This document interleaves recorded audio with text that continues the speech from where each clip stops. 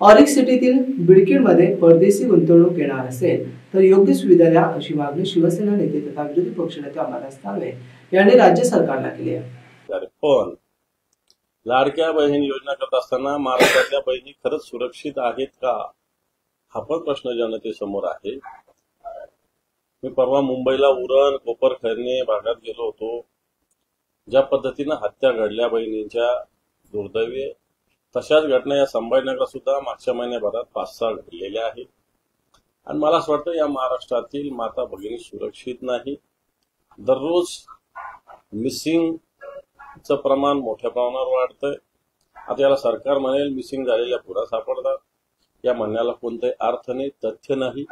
परंतु माता भगिनीवर अन्याय अत्याचार या महाराष्ट्रात मोठ्या प्रमाणात चालू आहे. इकडे अशा पद्धतीने अन्याय अत्याचार करायचा, इकडे लाडकी बहीण म्हणायचं, मग हा दुतोंडीपणा सरकार करतंय. आणि आणखी ज्या सत्तारांनी सुप्रियाताईंना कोणत्या शब्दात बोललं होतं त्या सत्तारांकडे कार्यक्रम सुरू होते. सगळ्यात मोठं दुर्दैव आहे. सुप्रियाताई आपल्या राज्याच्या खासदार एक आदरणीय व्यक्तिमत्व आहे. असं असताना सुप्रियाताईविषयी जे सत्तार काय बोलले होते, कोणत्या भाषेत बोलले होते, आणि त्या सत्तारांकडे लाडकी बहीण योजना सुरू करण्याचं एक जबाबदारी जर सरकारने दिली असेल तर मला असं वाटतं सरकारची मानसिकता कशा पद्धतीने की अशा पद्धतीने तुम्ही अपमान करत जा, अशा पद्धतीने तुमच्याकडे आम्ही कार्यक्रम करतो. राज्यभरात या योजनेचा फायदा शिवसेना घेण्यासाठी अशा पद्धतीचे मेळावे आयोजित करतायत. मला असं वाटतं यांनी जनता काय ते शासन आपल्या दारी कार्यक्रम केला होता.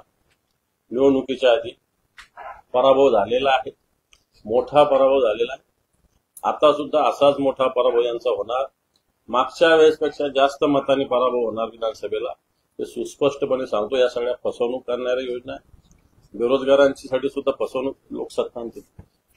बेरोजगारांना सुद्धा फसवणूक करणारी योजना या ठिकाणी केल्या जात आहेत. आजच लोकसत्तामध्ये मोठा लेख आलेला आहे.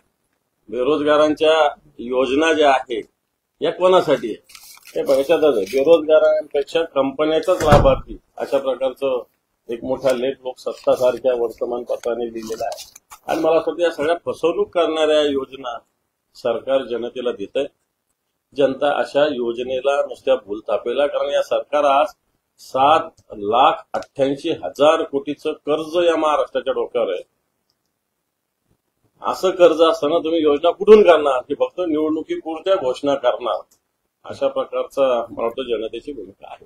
तुम्ही निवडणुकीमध्ये असे खोटे मुद्दे लोकांच्या समोर आणले, नॅरेटिव्ह पसरवला आणि म्हणून पराभव झाला. आता ते होणार नाही आणि तुमचा मुखवटा जो होता, तुम्ही जे खोटे बोलले होते लोकांना, ते आता आम्ही सांगणार, असं भाजपच्या वतीने सुरू झालेलं आहे. फक्त बिनधास्त सांगावं, आम्ही जे काही खोटं बोललेलो असतो.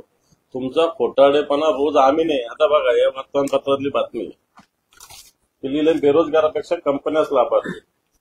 आता हे काय आम्ही म्हटलं का? आता ही योजना तर 1974ची आहे. 1974ची आहे. आता तुम्ही फक्त ही योजना लागू देऊन किती महिलांना मिळतो लाभ हेच बघू आपण.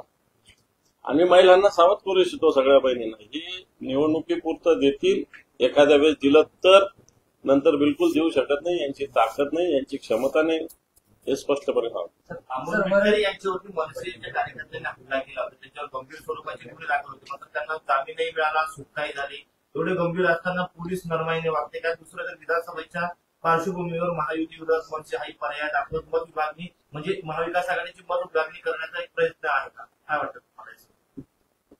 मला वाटतं ती घटना एक वेगळी आहे, निवडणूक एक वेगळा विषय आहे. मनसेनं जे काही